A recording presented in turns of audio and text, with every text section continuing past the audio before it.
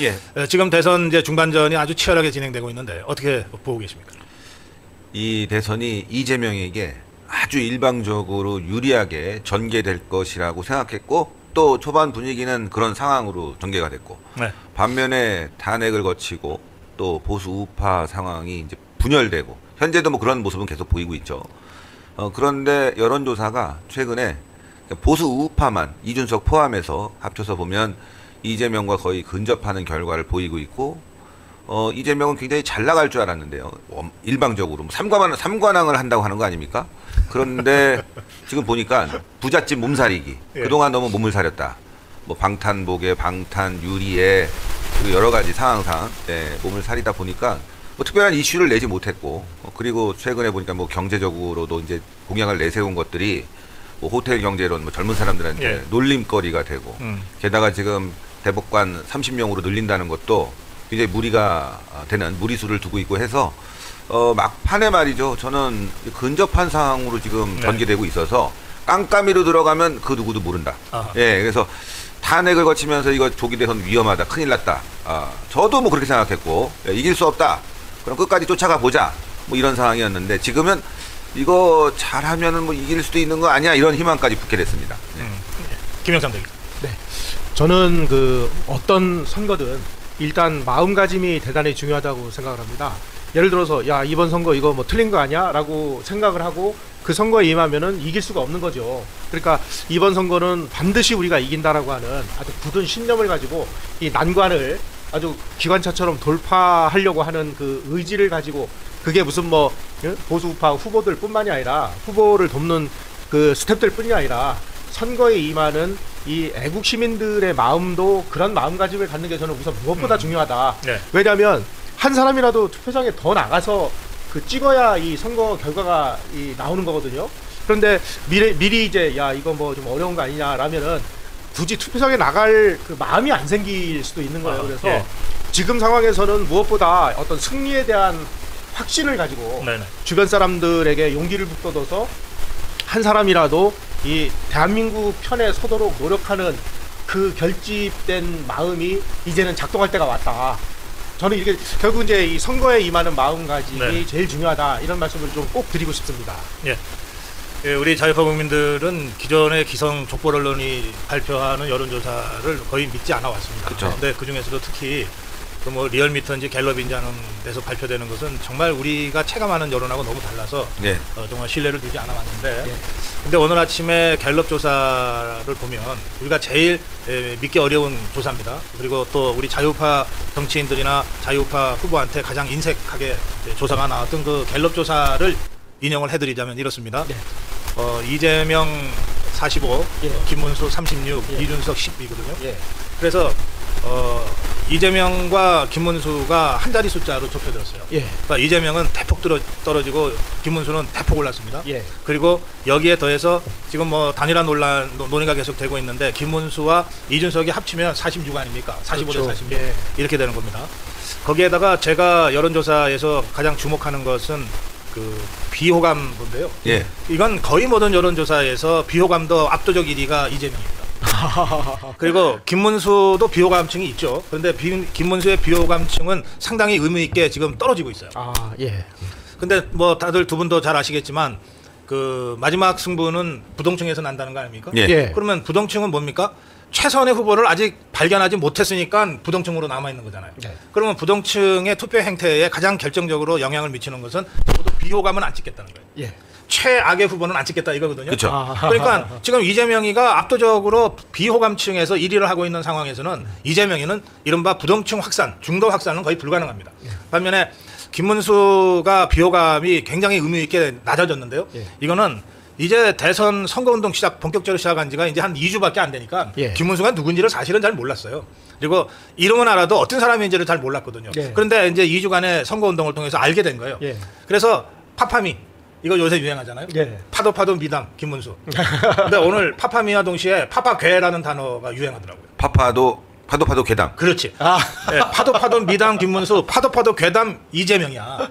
그러니까 이 상황에서는 아직 결정하지 못한 10% 15% 가까운 부동층이 절대 비호감 1위인 이재명한테 갈 수는 없다. 예. 그래서 저는 두 분도 그렇게 예측하셨습니다만 저는 이번 대선 김문수가 역전해서 승리할 것이다라고 하는 것을 이런 몇 가지 근거를 가지고 제 나름대로 예측하고 있습니다. 저는 이제 그 김문수는 안 될 거다. 네. 예. 왜냐하면 이제 윤석열 대통령이 탈당하고 여러 가지 모습을 보면서 야 이거 윤석열 대통령과 함께 윤어게인을 외쳐야 되는데 좀 실망이다. 그래서 나는 못 찍겠다라고 아하. 얘기를 했어요. 근데 좀 전에도 이제 김영삼 대기자님이 말씀하시기를 대한민국을 보고 가자. 그래서 최근에 생각한 게 뭐냐면 야 이게 대한민국을 보고 간다면 어떤 게 옳은 판단이겠냐.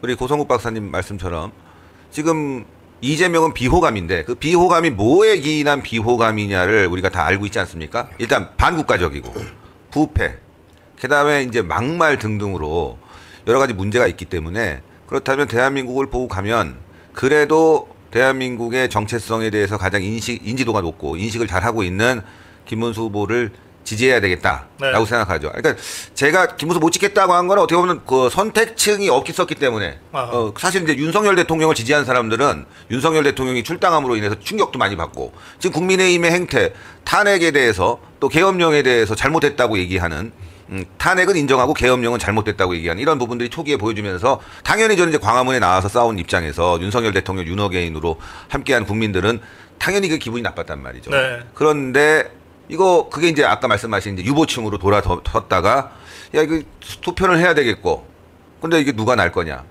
그렇다면 당연히 김문수로 보수파가 다시 돌아온다. 그런 차원에서 지금 지지율이 이재명은 5%가 떨어졌고 김문수 후보는 7%가 올라갔다는 그렇습니다. 거 아닙니까? 예. 그러니까 이게 계속 이제 갈수록 이게 맞부딪히는 어떤 골든 크로스 현상이 언제 벌어질 거냐. 저는 네네. 깜깜이 선거 전에 벌어지면 이건 이기는 거고 아하. 깜깜이 선거 전에 뭐 약간 추격하는 상태가 되면 알 수 없는 상태인데 전 이렇게 생각해요. 지금 국민들이 여러 가지로 뭐 경제 상황도 어렵고 뭐 진짜 사는 게 팍팍하고 사회도 불안하고 한데 이재명 하는 걸 보면 더 불안하단 말이에요.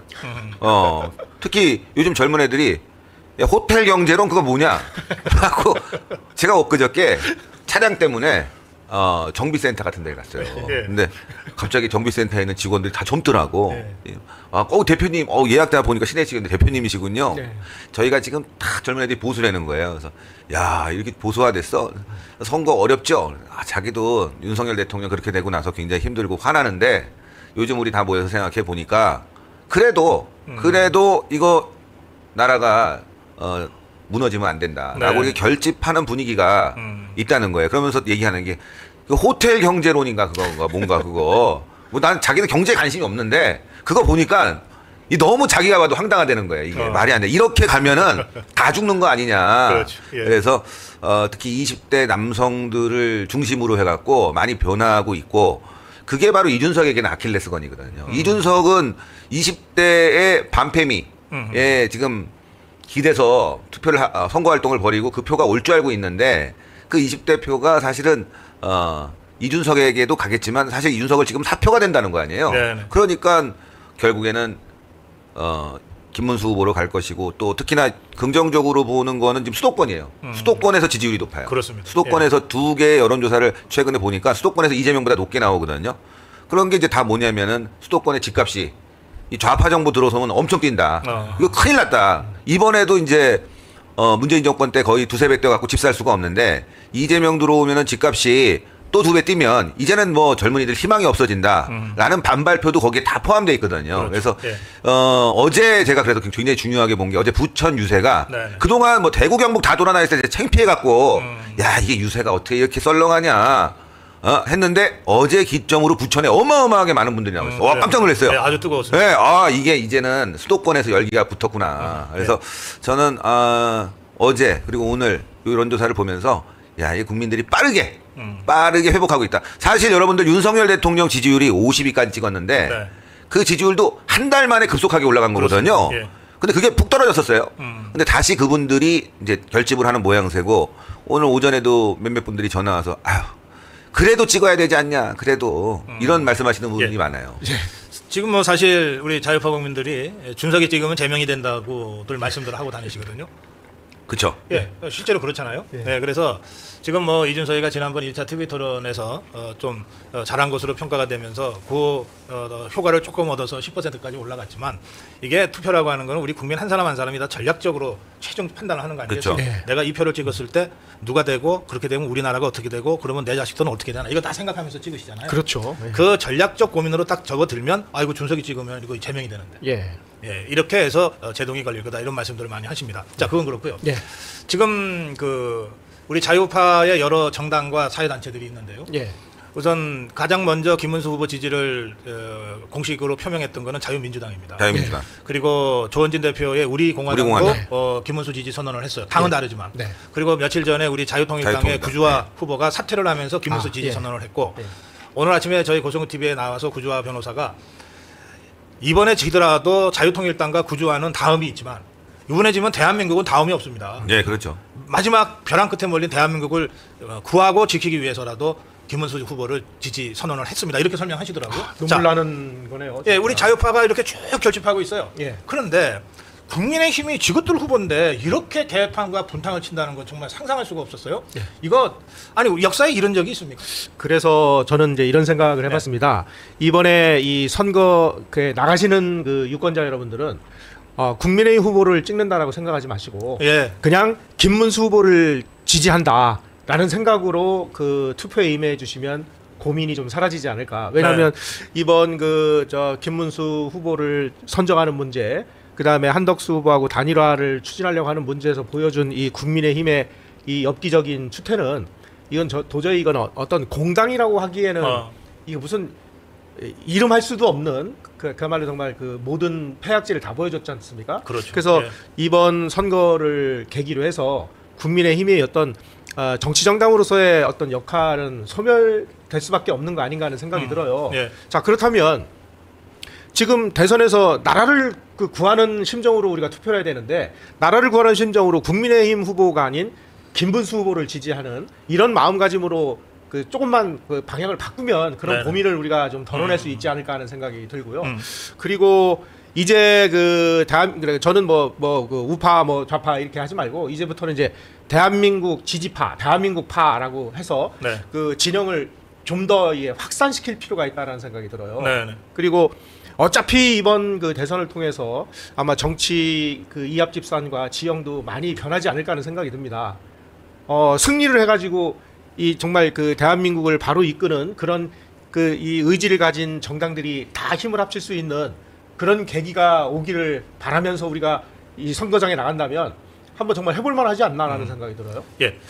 사실 김문수 후보는 첫 출발은 민중당이었어요. 민주당이요. 정치의 출발은 민중당이었고 신한국당 시절에 이제 당대당 합당을 하면서 96년에 이제 신한국당의 국회의원이 됐는데요. 그런데 지금의 국민의힘의 전신이죠. 이 국민의힘에서는 김문수는 늘 이 쇄신파, 개혁파의 입장에 섰기 때문에 늘 비주류였습니다. 그러다가 한 10년 전에 당을 떠났어요. 그래서 그 10년 동안은 이 김문수는 광화문 세력이었어요. 네. 그리고 자유통일당에 오히려 당적을 오래 갖고 있었고 그렇습니다. 그래서 이번에 후보도 노동부 장관 그만둘 때까지도 당적이 없었잖아요. 예.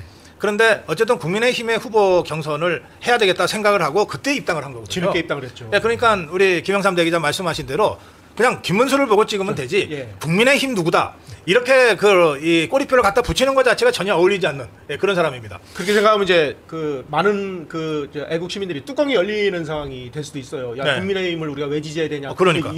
그러기 위해서는 김문수를 찍는다라고 생각하시면 네. 고민을 그래서 정리할 수 있을 것 선거 초반전에 김문수가 이제 후보가 돼서 심야 쿠데타로 죽을 뻔하다가 살아난 직후에 뭐라 그랬냐면 예. 광장 세력과 함께하겠다 그래요. 네. 광장 세력과 함께하겠다. 그러니까 이제 김문수 후보의 이번 이제 경선 이후 단일화 과정에서 극적으로 후보가 되는 과정은 당원들이 선택해 준 거예요. 그동안 국민의힘은 당원은 노비처럼 보고 그리고 지도부가 다 좌지우지했는데 결국 아주 중요한 순간에 당원들의 의중이 상당수가 모여서 김문수가 후보가 되는 그런 상황을 만들어줬는데 한동훈이 최근에 선거 유세 과정을 보니까 말이죠. 이거 뭐 분탕도 이런 분탕이 없고 후보자에 대한 언급도 없고 후보자를 외치지도 않고 그리고 윤석열 대통령을 비난하면서 네. 유세를 한단 말이죠. 그러니까 자기 이제 당 대표에 대한 집착으로 인해서 이번에 끝나면 전당대회를 노리는 것 같은데, 근데 저는 그걸 보면서 또 한 가지를 또 생각하게 됐어요. 왜 저러나, 왜 저럴까, 한동훈이가. 네. 그건 바로 이재명에게 사인을 보내는 거 아닌가. 예. 나 이렇게 열심히 윤석열 공격하고 당신과 경쟁하는 사람 공격하고 있어. 나 봐줘야 되는 거 아니야. 이런 사인으로 보여요. 왜냐하면 그게 12월 3일 날 밤에 국회 본회의장에서 이재명이하고 악수하고. 한동훈이가 연출했던 그 장면이에요. 그렇죠. 둘이 서로 막 네. 그 껴안으면서. 사실은 저도 그렇고 많은 사람들이 윤석열 대통령 탈당하고 뭐 말씀드렸지만 기분 나쁠 수 있어요. 화날 수 있고. 그런데 지금 딱 보면 대한민국을 바라보고 가면 이재명이 되지 말아야 된다는 건 너무나 분명해지지 않습니까? 그러면 다 합쳐야 될 시점이에요. 다 합치고 지금 왜 윤석열 대통령과 김건희 여사 얘기가 국민의힘 주요 인사 입에서 나와야 됩니까? 그렇잖아요. 뭐 도움도 안 되고 좋은 얘기도 아니고. 근데 계속 그 프레임을 끌고 가고 있거든요. 그거 이준석도 얘기 안 해요. 솔직히 이준석도 선거하면서 그렇지. 초반에만 살짝 얘기하고 이준석도 그 부분을 얘기 안 하는데 네. 한동훈만 굳이 뭐 당과 대통령이 절연해야 된다, 뭐 광화문하고 전연해야 된다, 뭐 자유통일당과 선을 끊어라, 계속 그런 걸 유세 과정에서 얘기하는 걸 보면서 아, 이거는 전당대회도 도움이 안 된다. 왜냐하면 전당대회에서 자유통일당 당원들도 상당수가 광화문 나오는 분들이 국민의힘 당원이거든요. 네. 그거 굳이 공격할 필요가 없는데, 아, 지금 단계 문제가 있죠. 그 여론조작 문제가 엮여 있는 거예요, 한동훈이. 그리고 또 고발 사주 문제가 있죠. 그리고 검찰 내부에서 여러 가지 일이 있었는데 거기에 대한 이제 이재명이 대통령 되는 순간 복수의 칼날이 이제 검찰 측으로 들어오고 간접적으로 한동훈에게 들어가고, 그다음에 뭐 청담동 술집 의혹 관련 사건들도 지금 좌파의 몇몇 매체들이 뭐 이를 갈고 있거든요. 아하. 자, 그렇다면은 한동훈 입장에서 이재명이 들어오면 가장 두려워해야 될 사람인데 왜 이 김문수를 대통령 만드는 것에 대해 저렇게 방해를 놓고 있을까라고 생각하니까, 아, 어차피 여론이 안 되는 것 같고 그러면 이제 이재명에게 사인을 보내자, 나 좀 살려줘, 나 좀 살려줘, 이런 사인을 보내는 게 아닌가. 그래서 여러분들, 시청자 여러분들 잘 아셔야 되는 거예요. 지금 그런 그 한동훈 주변에 있는 이 분탕 세력들이 무슨 목적으로 저러고 있나. 네. 예, 그걸 잘 알아두셔야 됩니다. 우리가 좀 불만스럽고 여러 가지 기분 나쁘지만 중요한 거는 국민의힘의 여러 국회의원들이라든가 뭐 주요 인사를 쭉 둘러봐도 솔직히 광화문하고 좀 관계 있는 사람은 김문수뿐이었고, 그걸 또 심정을 잘할 수 있는 사람은 또 김문수뿐이었고, 그렇다면은 또 대한민국을 살릴 수 있는 기본적인 여건이 마련된다면 우리가 이제는 다 내려놓고 함께 한 마음으로 밀어줘야 되겠다. 그게 바로 이재명을 떨어뜨리는 거지, 후보자 이름도 얘기하지 않고 윤석열 대통령 공격하는 건 이재명 돕는 길이죠. 그게 바로. 아주 저는 한동훈의 어제 유세 과정을 보면서 야, 진짜 인간도 아니구나, 이런 생각이 들었어요. 우리 정광훈 목사님이 정광훈이 김문수다, 김문수가 정광훈이다, 이런 말씀하셨어요. 네. 취지의 말씀을 하셨는데, 어떤 면에서는 김문수라는 정치인으로서뿐만 아니라 그 인간 김문수를 가장 잘 아는 분 중에 한 분 아니겠습니까? 정광훈 목사님이. 제일 잘 아시겠죠. 그러시죠. 선거 활동을 오래 네. 하셨으니까. 사실 이 대통령 선거는 대통령 후보 중심으로 진행되는 거지, 당이라고 하는 건 그냥 거두는 역할밖에 그렇습니다. 안 해요. 네. 지금 우리가 뭐 어떤 언론이 국민의힘 대 더불어민주당이라는 대립구도로 보도합니까? 그렇게 보도하는 거는 진짜 그건 좀 웃기는 얘기고, 다들 김문수 대 이재명 이렇게 보도하잖아요. 네. 자, 그래서 이제 지금부터는 두 분께 두 분이 아는 김문수 어떤 사람이냐? 지금 다들 뭐 파면 팔수록 미담만 나온다 그러고 진짜가 나타났다 이러는데, 예. 실제 김문수는 어떤 사람이고 어떤 정치인입니까? 제가 먼저 네. 얘기할게요. 안 좋은 걸 얘기해야 좋은 거 얘기할 때 서로 이렇게 스텝이 되지. 여기서 좋은 거 얘기하고 제가 안 좋은 거 얘기하면 아주 안 좋아지거든요. 그러세요. 예. 일단 김문수 후보는 인간적인 사람이에요. 예, 이렇게 좀 뭐랄까 허물이 없어요. 사람을 대하는 데 있어서 뭐 정치인을 대한다거나 일반인을 대하는 데 있어서 허물이 없습니다. 예, 허물이 없는 거는 뭐 다들 잘 아실 거예요. 현장에서 보셨으니까. 또 이제 그게 하나의 또 단점이 될 수 있는 게, 몇 번씩 봤는데도 불구하고 허물이 없다 보니까 잘 아는 거야라고 해서 나 모르는 거 아니야 이렇게 착각하는 사람들도 있을 수 있어요. 늘 맨숭맨숭해. 예, 예. 그러니까 뭐 누구를 보든 그게 친한 건지 나쁜 건지 잘 모르는, 거의 예. 똑같이 대우하니까 뭐 그런 부분이 있고, 또 여러 가지 장점들이 있겠지만, 그런 이제 허물 없는 부분이 있고, 이제 애국심은 뭐 누가 뭐라고 그래도, 그건 뭐 다 인정하는 바 아니겠습니까? 그와 반면에 이제 제가 좀 단점을 좀 말씀드리고 싶은 건 뭐냐면은, 네. 이분이 고집이 엄청 세요. 한번 세운 원칙은 잘 굽히진 않습니다. 그러다 보니까 이게 이제 단점으로 보이는 거죠. 어허. 예, 왜냐하면은 유연성이라는 게 좀 사람 정치는 있어야 되거든요. 유연성이 있어야지만이 거기에 따라서 그때 국민들이 원하는 바에 맞출 수가 있는데 그 몸은 유연하대 아직. 몸만 유연해. 몸은 턱걸이도 하시고 예. 몸도 유연하고. 근데 이분이 워낙 그 고집이 세시다 보니까 시대 상황에 잘 적응하지 못하는 좀 고지식한 면이 아하. 이게 보이는 것 같아요. 예를 들어서 이제 광화문에 나와서 활동할 때 다른 정치인들이 다 욕했거든요. 뭐 하는 짓이냐고. 근데 그래도 거의 7, 8년을 버티셨단 말이에요. 네. 예. 장점이자 단점일 수도 있는데 그런 과정에서 국민의힘하고 소통이 많이 단절돼 버렸어요.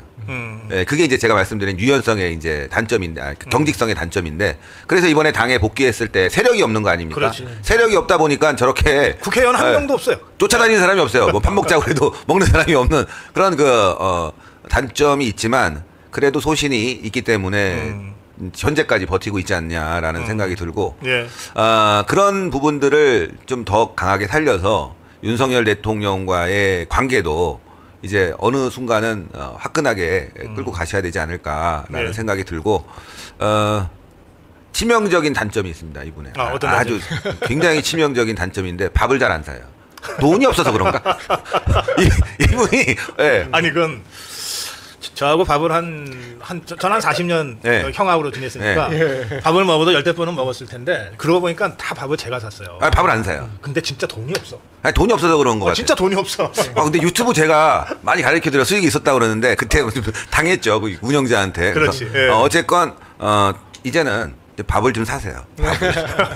자, 저는 그 김문수 지사를 가까이서 그 경기도에 있으면서 예, 같이 그 일을 한 적이 좀 몇 년 있었습니다. 그러시군요. 그때 말씀을 드리면 그때 뵀어요. 우리 예. 관사에서. 김문수 후보는 그 미래를 대비할 줄 아는 능력과 의지와 모든 것이 준비되어 있는 분이다.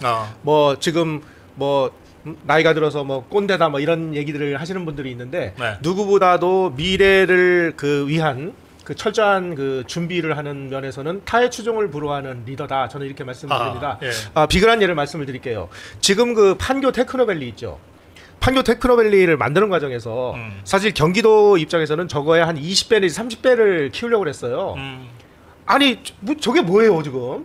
그래서 뭐 미국의 실리콘밸리보다 훨씬 그 광범위한 그래가지고 저 수원에 이 광교 신도시 있죠. 거기하고 이 판교하고 그다음에 지금 현재 그 과천 경마장 일대 여기 다 이게 그 그린벨트입니다.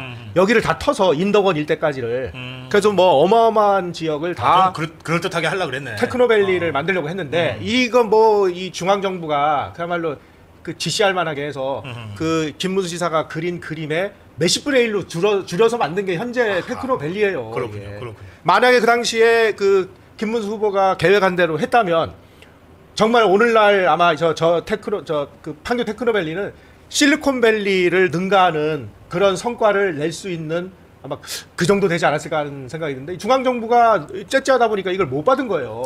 예. 또 한 가지는요. 네. 그 당시에 세종시로 중앙 정부가 이사를 갔잖아요. 네. 그러면서 이제 과천청사가 상당 부분이 비게 됐습니다. 네. 그래서 그때 그 만든 안이 뭐냐면 여기를 그 과학 그 벨트로 만들자. 그래가지고 그 당시에 이제 방사강 가속기 사업을 하게 됐는데 그 전문가들의 의견을 들어보니까 지금 관악산하고 서울대 이쪽으로 네. 관악산으로 그 방사강 가속기를 지하에다가 집어넣어가지고 터널로. 예, 이 방사강 가속기와 관련된 모든 과학 연구 단체를 전부 정부가 이전하는 그 정부 청사에다가 전부 집적을 해가지고 여기에서 아주 세계적인 과학단지를 만들자. 그 방사능 가속기라고 하는 게 사실은 그 방사성 가속기. 예, 방사성 가속기가 예. 설비 자체가 수킬로미터에 달하는 튜브처럼 이렇게 구축이 돼야 되니까. 그 튜브니까 그걸 관악산 그래서 지하에다가 관악산 집어넣어서 지하에다가. 서울대하고 이렇게 해서 돌면 그 사이즈가 나오거든요. 네. 그래서 이제 그 안을 냈어요. 네. 근데 이 중앙정부가 이걸 받지를 못하는 거예요. 만약에 그때 그 안을 받아가지고 여기를 세계적인 이 그 과학 단지로 만들었으면 판교 테크노밸리하고 이게 연결이 돼서 대한민국의 이 새로운 먹거리 창출이 충분히 나올 수 그렇겠네요. 있는 예. 다 모든 게 다 준비돼 있었습니다. 그런데 그 당시 이제 이게 그 모든 그 결정권은 중앙 정부가 쥐고 있기 때문에 중앙 정부에다가 여러 차례 건의를 했습니다. 여러 차례. GTX도 여러 차례 건의를 했고 그런데 이걸 그 당시가 이명박 정부였는데 이걸 받지를 않는 거예요. 이 정부 사이즈가 너무 작다 보니까. 그 당시에 그런 안들을 이제 대통령이 돼서 그야말로 국가 차원에서 새로운 먹거리를 만들어내서 대한민국을 새롭게 점프업 퀀텀 점프를 시킬 수 있는 네. 그런 그 지혜가 담겨 있는 분이 바로 김문수 후보다라는 점을 좀 저는 반드시 말씀드리고요. 또 한 가지 네. 말씀드릴게요. 이 부분은 이 김문수라는 그 인간 김문수의 특질이기도 한데 네. 이분이 그 경기도지사 재선 때 그 선거 슬로건이 뭐였냐면은 낮은 곳으로 더 뜨겁게라는 것이었습니다. 이건 무슨 뜻이냐면 김문수 지사는 정말 어렵게 그 노동자들을 위하는 삶을 살았잖아요. 그래서 네. 노동자들의 실질적인 삶의 질을 개선하기 위해서 노력을 하는 활동을 했고 그런 활동을 하면서 대한민국의 이 서민층, 약자층, 특히 이 노인 빈곤 문제라든지 이런 부분에 대해서 김문수 후보만큼 뼛속 깊이 속속들이 알고 있는 후보는 없어요. 아니 뭐 이재명 후보는 뭐 어디 가서 뭐 대장동 개발이나 했지 뭘 압니까? 근데 이제 김문수 후보는 제일 안타까워한 게 뭐냐면 정말 가족들도 없고 뭐 이런 그 소위 말하는 혼자 사시는 노인들이 삶을 비관해가지고 농약 마시고 자살하는 사례가 상당히 많았어요. 그러니까 다시 말씀드리면 지금까지 대한민국의 보수 우파층들이 미처 생각하지 못했던 정말 우리 사회의 어려운 계층들의 이 삶을 보듬어 줄 아는 실질적인 프로그램을 만들 줄 아는 지도자가 김문수 그래, 후보다. 예. 여기 경기도 대변인 하셔가지고 뭐 대변인 맞네요. 저기 댓글